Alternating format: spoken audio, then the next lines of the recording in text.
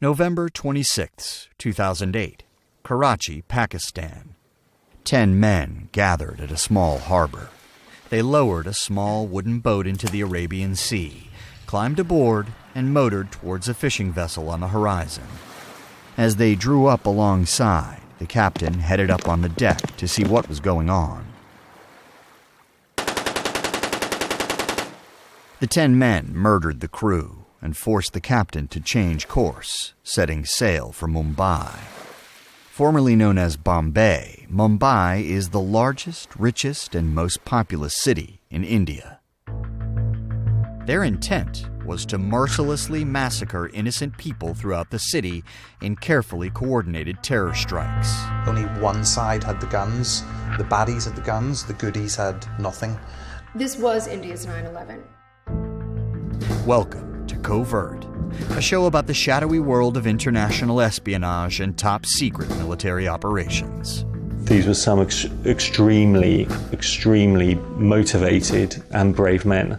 The NSG is a highly specialized force, designed and structured on the lines of some of the world's key anti-terrorism special units like the SAS, GSG-9, and has a certain components which have been picked up from others. I'm Jamie Rennell, and I'm going to take you inside history's greatest special forces missions to learn about the brave soldiers who risked their lives to terminate the world's most wanted, eliminate terrorist threats, and protect countless innocent lives. So the floor was just covered in thick blood. When the city of Mumbai was under sudden, constant attack, India's elite force took a stand to protect its people. But with well-trained enemies and little time to prepare, it wouldn't be easy. You can't use maximum force. It has to be precise force. The dramatic story of Operation Black Tornado.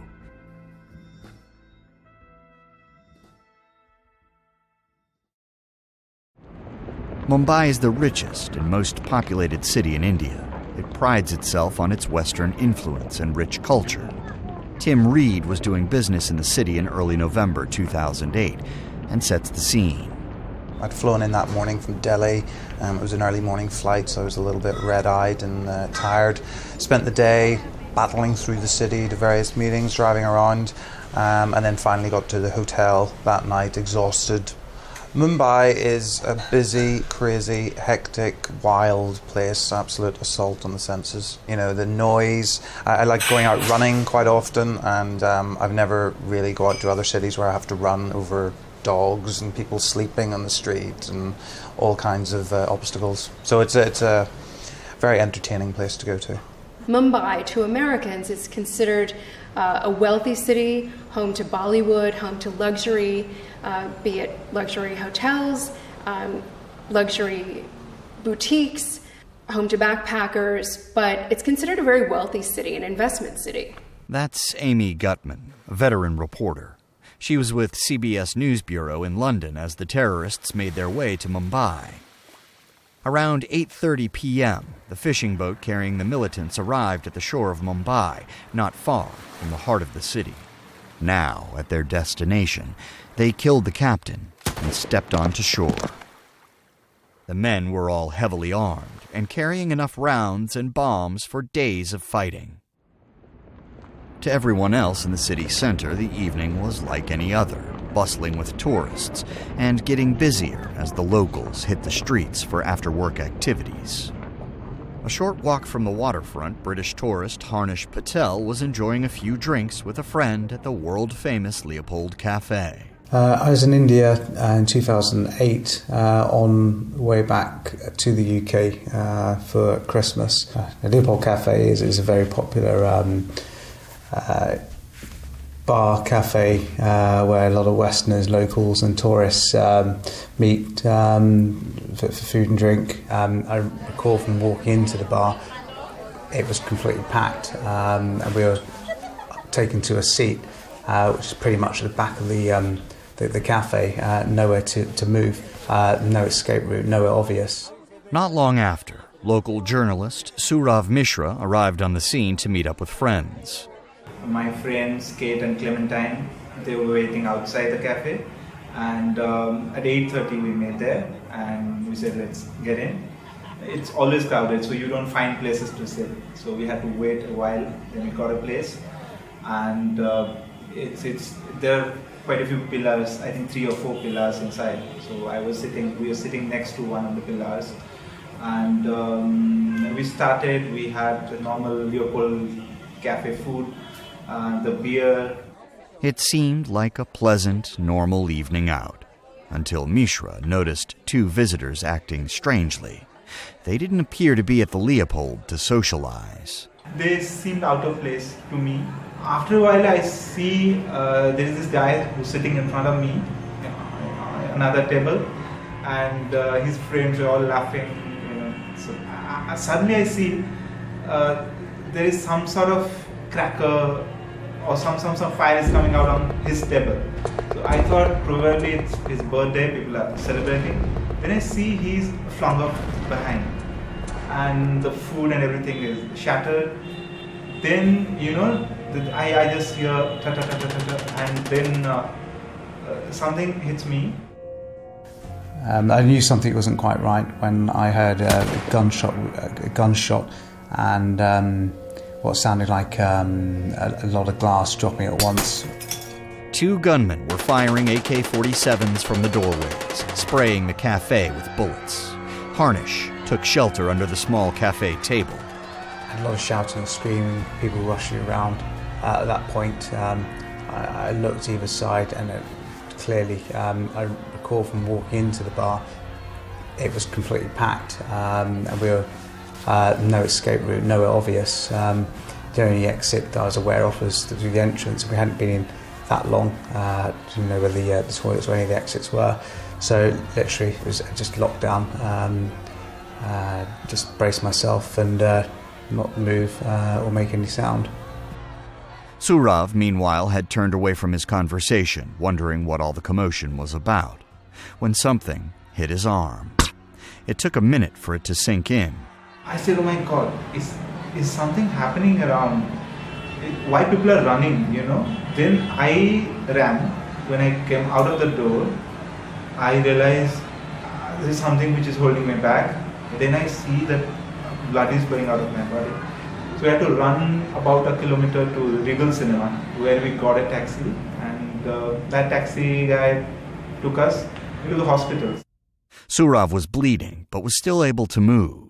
He had been among the lucky able to escape the Leopold Cafe. Harnish, meanwhile, was still trapped inside. There were a lot of bodies. The floor was just covered in thick blood, and a number of bodies, Indian and Westerners, that had been injured, and all just not moving. Everything went silent. At that point, still didn't move because I was unsure what the situation was. And then I heard suddenly what sounded like another round. Clearly the guy was reloading.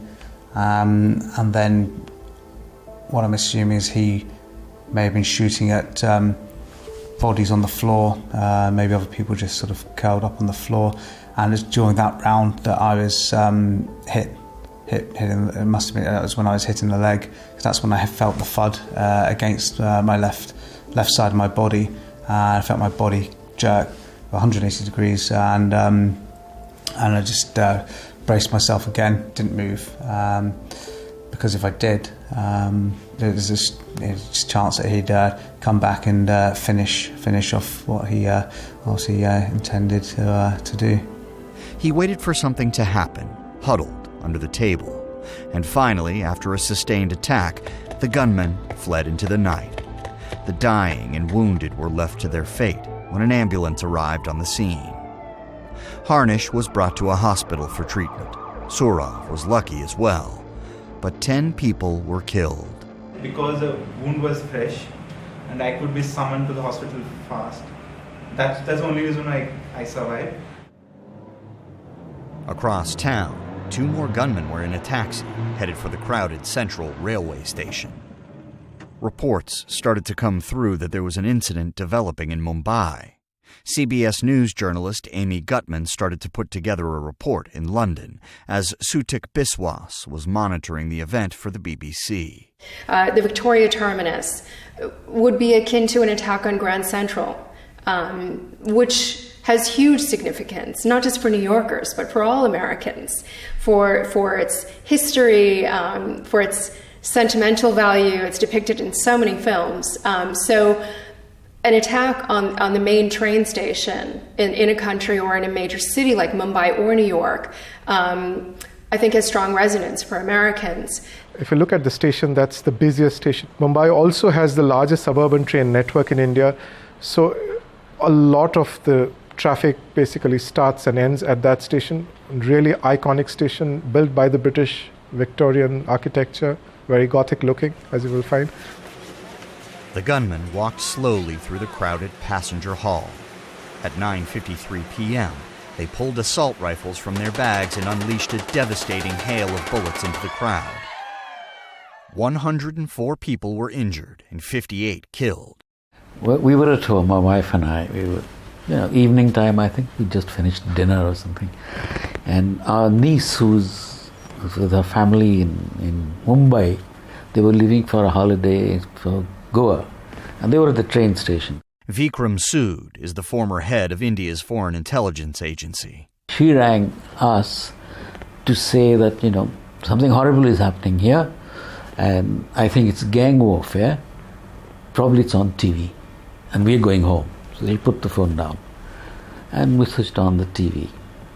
And my first reaction when I saw the shots, I told my wife, I said, this is not gang warfare. This is a terrorist attack. And this is a commando kind of. This man is well trained. He looks trained. He looks physically fit. He's got the, all the paraphernalia of the rucksack and the gun and the wristwatch, all prepared for. I said, this is terrorism. And the next question was, who? I said, Lashkar. It has got to be Lashkar-e-Taiba.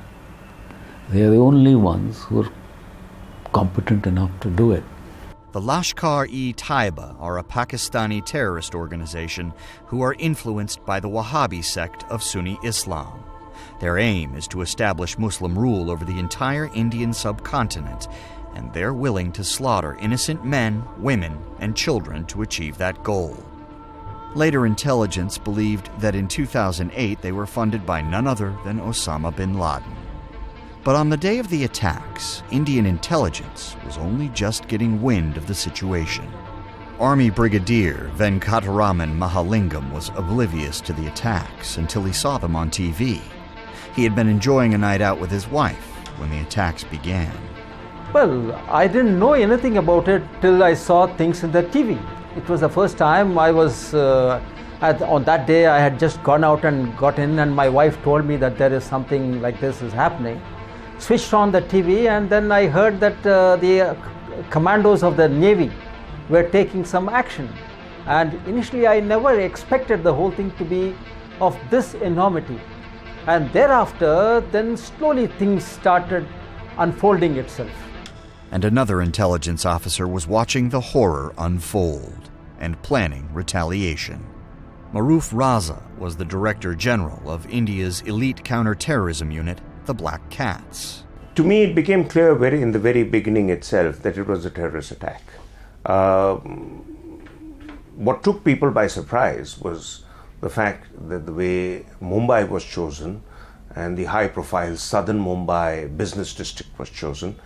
But the rest of the modus operandi of the people who were involved in the attack left no shade of doubt, at least in my mind, that this was a terrorist attack orchestrated from India's neighborhood, very clearly designed to put India on the back foot and show India as an unsafe destination for people to come out and do business in because of India's economic rise. With the second attack on the train station, it was clear that this was only the beginning. Mumbai was under a sustained terrorist attack. But in the moment, no one knew for sure who was behind it or where they might strike next. Millions watched as the events unfolded live across India's news networks. Seeing the carnage, Jyoti Krishan Dutt, the Director General of India's elite National Security Guard, ordered his commandos to stand by. The National Security Guard, also known as the NSG, are nicknamed the Black Cats because of their distinctive all-black uniforms. They were the ideal unit for this kind of situation. Maruf Raza again. The National Security Guard was set up around the mid-1980s when India actually first faced the threat of urban terror, and which would specifically be trained, equipped to handle the role of counter-terrorism. Like Britain's Special Air Service and Germany's GSG-9, the Black Cats are a specialized unit built for extreme circumstances. They are experts in counter-terrorism, counter-hijacking, and hostage rescue. Indian Army Brigadier Venkataraman Mahalingam explains what sets them apart. You see, the men are all drawn from the Indian Army. They are all infantry soldiers who have been recruited into the army, gone through their basic infantry training, and thereafter they have joined their respective units, and they've had anything from 5 to 8 years of service they have gone through. And after that, they're hand-picked by their respective commanding officers, and they are sent to the Energy Training Center. We have an Energy Training Center as well. When they reach there, they are put through a screening test, which includes their physical fitness, their firing standards, and also their psychological makeup. These things are gone through, and thereafter a selection of a few people are made, and they are put through 13 weeks of intense training. Once their training is over, they are tested again, and only those who qualify, they are taken out and they are sent to different units. The two units, basically one is the counter-terrorism unit and the other one the counter-hijack unit. All recruits are put through a rigorous screening process assessing physical fitness, shooting standards, and psychological profiling.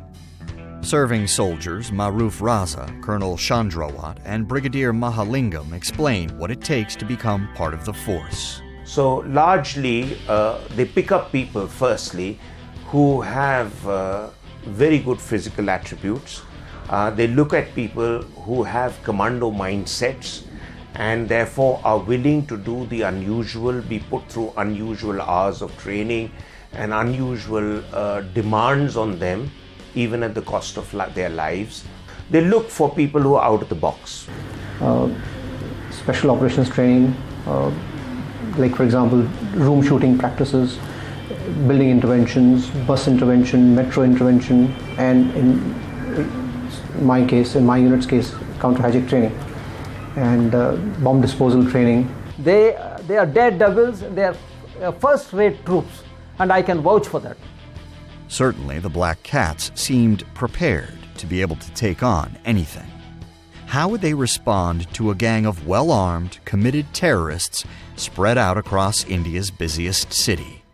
But the most immediate hindrance was waiting for permission to be deployed. News of the incident still hadn't even spread outside of India. Amy Gutman was in the CBS News Bureau in London when reports came through that there was an incident developing in Mumbai. So we're always looking for breaking news, always keeping an eye out. And I remember it was the Wednesday before Thanksgiving, which is typically a very quiet news day in America. So often on days like that, either the day before a holiday or on holidays, working for a U.S. network, very often our news editors in New York will look to the foreign bureaus for sources of news because there's a skeleton staff operating in the States, and again, there's not a lot really going on. Everybody's sort of checking out for the holiday. And it just happened to be one of those days. In the newsroom, Amy began seeing reports that Mumbai was under attack. I know photographers were on the ground were racing all over And instantly we started getting feeds from the various agencies. Sky was reporting on the story, BBC was reporting on the story, and we were starting to parse it out. Our response generally to these things is to get on the phone instantly with New York to flag them, because in many cases when there's a big breaking news event, they will make a decision to either interrupt regular programming or run what we call an on-screen crawl. Amy, the other news correspondents, and officials watched as events unfolded. The Leopold Cafe had been hit, and the main train station. Now there were reports of gunfire at a local hospital and police station. Time bombs left in taxis by the terrorists detonated in different parts of the city.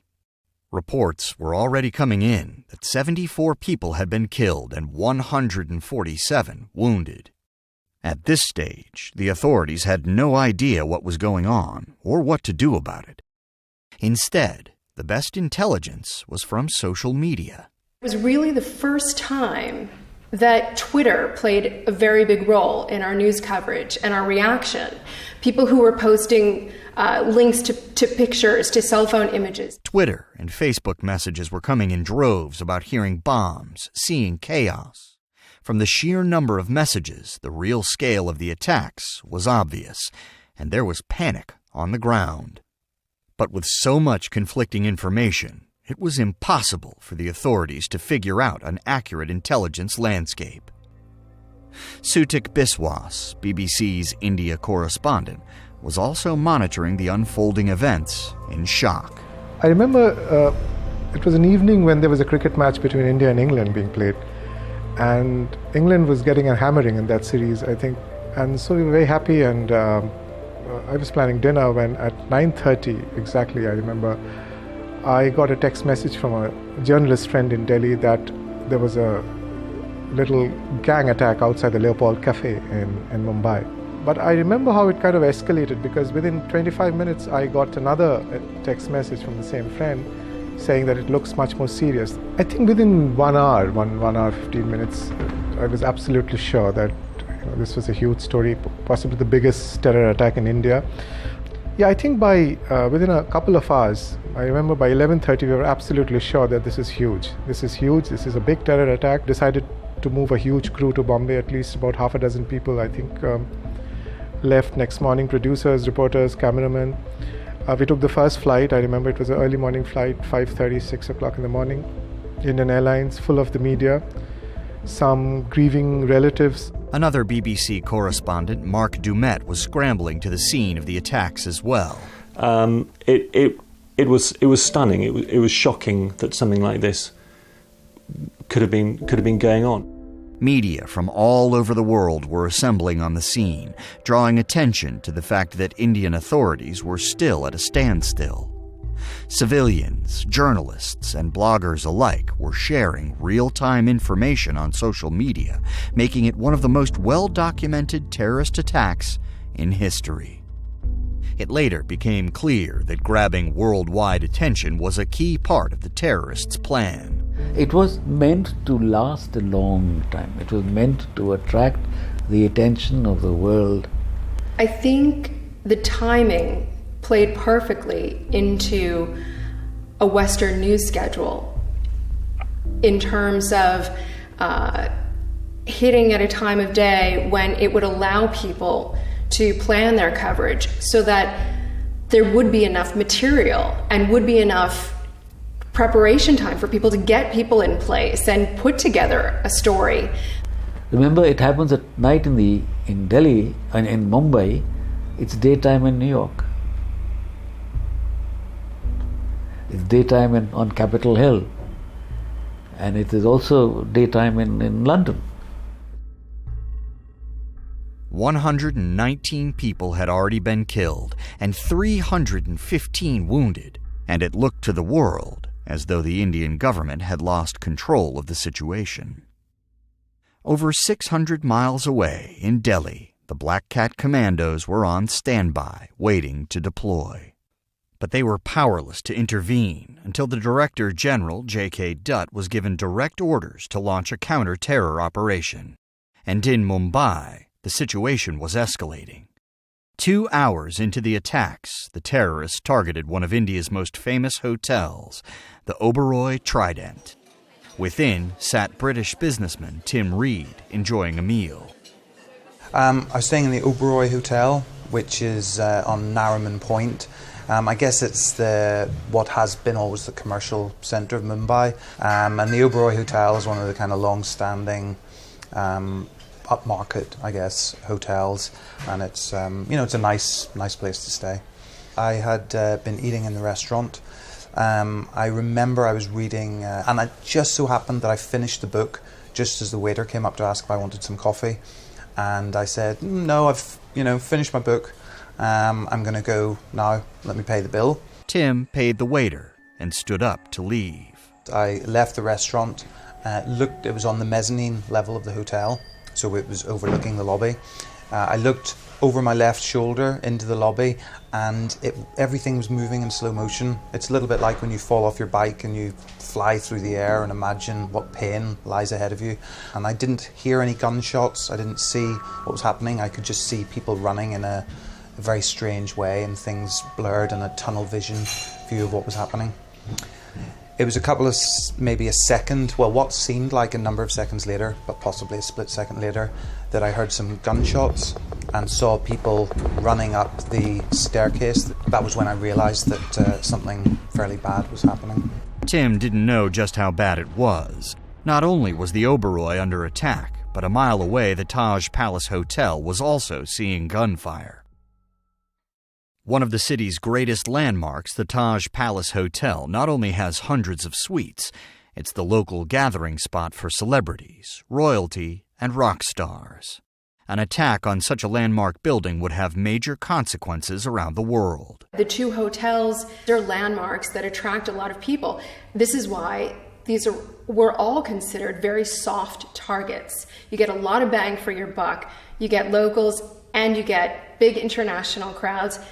More specifically, you get Americans, you get Brits. And we know that was really the goal here, was not just to send a message to the Indians, but also to send a wider message to the international community.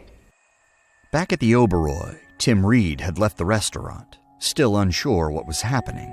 And then he heard gunshots. So when I heard the gunshots, my first reaction was that it was a lone gunman who was randomly shooting on people, or maybe a spurned lover come to take revenge. I actually had that thought for a reasonably long time. So at that point I thought, wow, I'm living through one of these gun things you hear about on TV, and I'll be able to tell people at home about this. It's only when you realise that you are actually a participant in this event that you start feeling scared about it.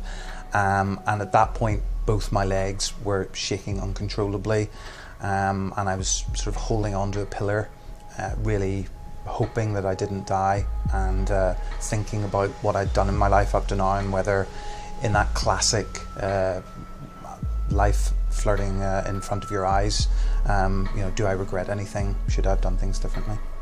I think when I heard the gunfire go continuously for a number of seconds, possibly even a minute, I realised that there was going to be a lot of victims to this. But when you first see the people falling, there was no noise. So when the gunmen, when I saw them coming and shooting people downstairs, I backed against the corridor. To Tim's horror, there was nowhere for him to hide.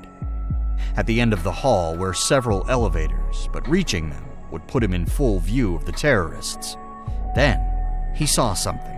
And there really wasn't anywhere. There was a slight recess that I was able to hide in, but literally if I'd been any more than my 11, 12 stone, my stomach would probably have been poking out from that. So there really wasn't very much room for cover. Then I heard the gunfire getting closer and closer, and it was obvious they were coming up the stairs where I'd watched the people being hit.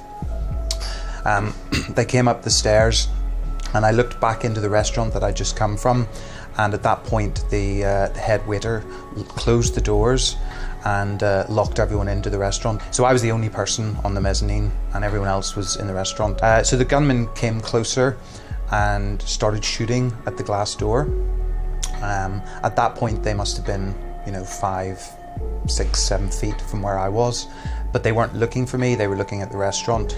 They shot a surveillance camera that was positioned above the door of the restaurant.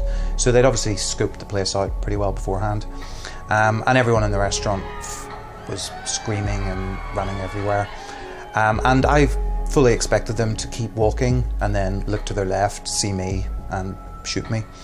And I was wondering how it would feel to be shot and if it would be sort of quick and easily over. And I think of all the times in the whole incident, this was the only bit where I actively contributed. I was a participant who was in charge of what was happening. And that was by looking out from my hiding place, confirming that they were shooting the other way, then desperately looking for some way of getting out. And there was a lift between myself and where the gunmen were. So I was able to reach out and touch the call lift button and then go back into my hiding place. I was waiting for that ping as the elevator comes up. I then sneaked into the elevator, and as I hit the closed door button about 2,000 times in quick succession, trying to keep the door closed. At that point, I then rang my wife to tell her what was happening. Scenes from the attacks were being broadcast to televisions around the world. The Taj Palace Hotel was ablaze. Mumbai's greatest landmark had been set on fire, the rising flames sending a clear message.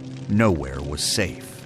I think the image that's burned into everyone's mind of this incident, of this event, is that of the Taj Palace Hotel and the flames coming through the roof. Whenever anybody talks of Mumbai terror, this is the shot. Taj on fire. It spread fear across the international community, certainly within the US, the UK, and Israel, for Jews around the world. So from a social perspective, the fear factor was very high, which is always one of the very first goals of these kinds of attacks. Mumbai's first line of defense was the local police force, but such a coordinated attack exceeded their training. They were overwhelmed and at a loss. And some of the senior policemen had been caught up in the violence, and the head of the anti-terrorism squad from Mumbai had been shot dead. When you are dealing with hardcore, highly motivated terrorists who are willing to die and who have been well trained, well equipped, they know exactly what they're doing, it is difficult to handle those guys if you're a normal policeman. Until the Black Cats were given the go-ahead, the only special forces on hand were a few units from the locally based Marine Commandos, the Marcos. The best Marcos could do was contain the situation and surround the hotels, but they were not equipped or trained to take down the terrorists inside. The naval commandos are not meant to operate in these situations. They are for a different purpose altogether. Militants had the freedom to move anywhere inside the hotel. With the city's police outgunned, the terrorists continued with impunity. The hotels were full of high-profile businessmen and VIPs, giving them the possibility of extremely high-profile hostages. In the Oberoi, British businessman Tim Reed was caught in the middle of the action. He realized that the elevators he escaped into only went to the lower 3 floors, where the gunmen were in full control. I knew that the gunmen had come in via the lobby. I knew that I was on the mezzanine and they were there too. So the lower lobby didn't seem like a great place to go to either. So I tried to stay in the lift by pressing closed door. But the closed door button is overridden by the call lift button, which someone in the lower lobby had pressed. So we went down there and I prepared myself, i.e. sat shivering in the corner, nothing like James Bond at all. Prepared myself for who was going to come in. It turned out it was a waiter, an Indian waiter, and he really was in a state of complete panic and alarm. He jumped into the lift and immediately pressed the lobby button, which I knew wasn't a great decision given that the gunmen were in the lobby. So we prepared to go up. I kept pressing the closed door button, but that sadly isn't a strategy that works. So the doors opened onto the lobby, and we prepared for the doors to open and be greeted by the sights of lots of gunmen. But actually the lift, fortunately, opens onto a corner of the lobby. All we could hear was the gunfire and screaming, but we couldn't see anybody. So we quickly pressed the closed door button, and then I thought about what the options were. The strategy ended up, let's go for the lower lobby. So we pressed the lower lobby on the lift button, and then when the doors opened, we just ran. And I think this moment is the one that I recall most in not dreams, but in recollections or things that make me think back to the incident. It's that feeling of running, not knowing where you're going, hearing gunfire behind you, not knowing if at any moment you might feel that pain and fall to the ground. And I think that is really probably the abiding memory, the one that haunts me probably more than any other, because you're running and you just don't know what's behind you. You can hear a lot of things. So we ran through what seemed like endless corridors and finally got to a little room where the chauffeurs work. And the chauffeurs were completely oblivious to everything that was happening. They offered me a glass of water. We heard a grenade go off, and at that point we all decided that it was really safer to get out of the hotel. So we ran out of the hotel into the street through a back passage of the hotel, and there were thousands of people in the street running one way, and then with that sort of human curiosity going back the way they came just to see what happened, and then running again. There were rumours that there was something else happening at the Taj Hotel. Then a couple of more grenades went off in the Oberoi, and I started running. Tim was finally safe, but there were still hundreds of people in the Oberoi, and the terrorists were freely killing innocent civilians. Back in Delhi, Maroof Raza, the Director General of the Black Cats, was keenly aware of the developments, impatiently watching the unfolding scenes on TV. When would the government give them authorization to deploy? There was a reluctance on the part of the government in Mumbai to first come to terms with the level of attack that was taking place. 90 minutes after the attacks began, with 83 people confirmed dead, the phone finally rang. The formal request came in from the Ministry of Home Affairs just before midnight on November 26. The Black Cats were given the green light. 200 NSG troops prepared for battle. The elite fighters spent years training for this day, but no one was prepared for what lay ahead. A 3-day firefight against battle-hardened, organized, and determined killers. They had this operation meticulously planned months in advance. They had done lots of recce's, sending people in and out. Just the very fact that they were able to send so many people in and out from Pakistan, which should be an obvious question mark for anybody tracking their movements, which clearly no one was. That's next time on Covert. Covert is an Audio Boom and World Media Rights co-production, hosted by me, Jamie Rennell. It is produced by Audio Boom's Ben Hosley and Rachel Jacobs, and by Pascal Hughes for World Media Rights.